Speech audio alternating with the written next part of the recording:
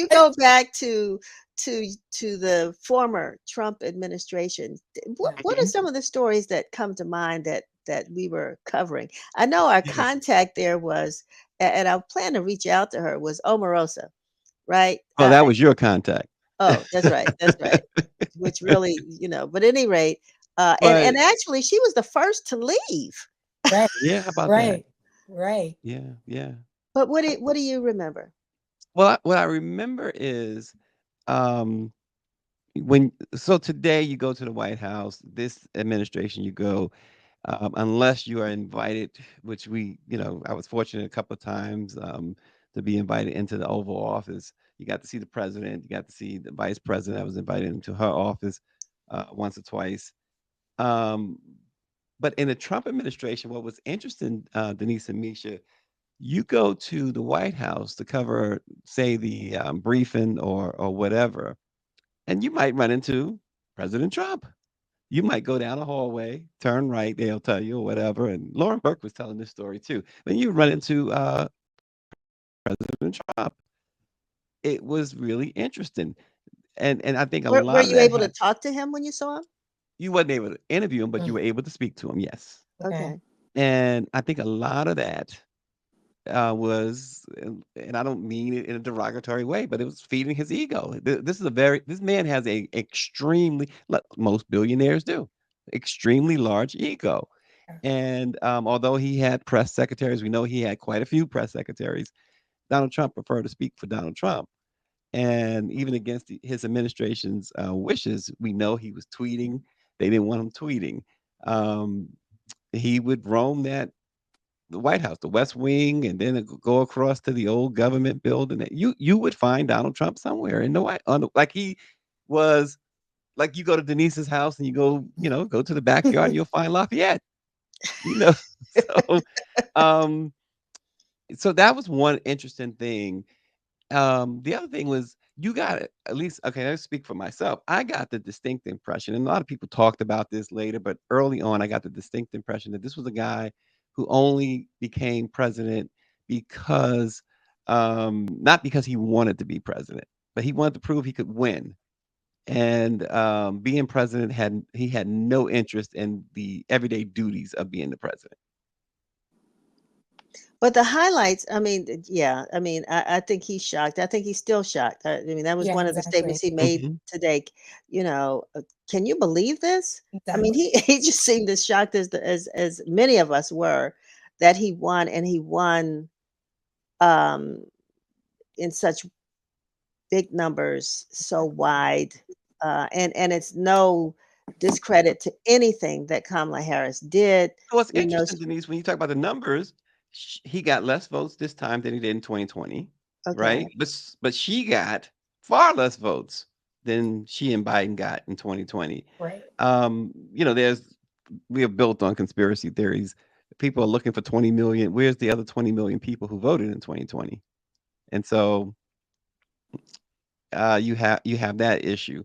But the numbers are astonishing in that while we sit here and we say which is factual that white women, certainly white men, got him elected this time, and black people did what they normally do. There was no big, uh, jump towards Trump from black men. Black men need to stop being blamed for that. Latino men were the culprits. But he um, he's not as popular as he was in 2020 yet. He was able to do something that most Republicans don't do and win the popular vote. Well, I mean, I've assessed this to be purely, besides racist and sexist, definitely an economic issue. Yeah. And there's no doubt, I can't, I mean, maybe somebody else can, but it's no doubt you can see it, how people are struggling. Mhm. And what he's going to do to make things better. And as I think about here in the District of Columbia, when we're talking about government agencies, this is a government town. Kids are raised not as much as they were, but they were raised. You grow up and you get a good government job. That day looks like it's coming to an end. I just don't know how he's going to fix that and make it better for people. Yeah. But, So to he the won.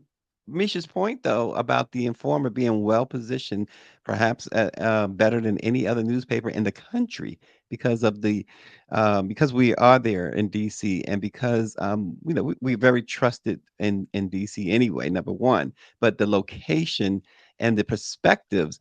A Yeah. lot of things are going to be happening there in DC with things that you just described. The former president, the president elect now, has said we changing the civil service, and we know that affects a whole lot of DC residents. No question. And what is being reported here locally, Stacy, is that the District of Columbia, and especially Mayor Muriel Bowser, is at least was, and he said it more than once. She's in his bullseye, Yeah. and we've been. That's another reason why I was hoping we might be able to get Cora Barry on the call because she had some experience, as we all did, under a control board and basically how we got there and how we got out, and that we fought really hard to stay out, even though we still. I mean, as I look at this election, and I get so disappointed because I hate to say DC just doesn't count, but we bear the brunt of think about it.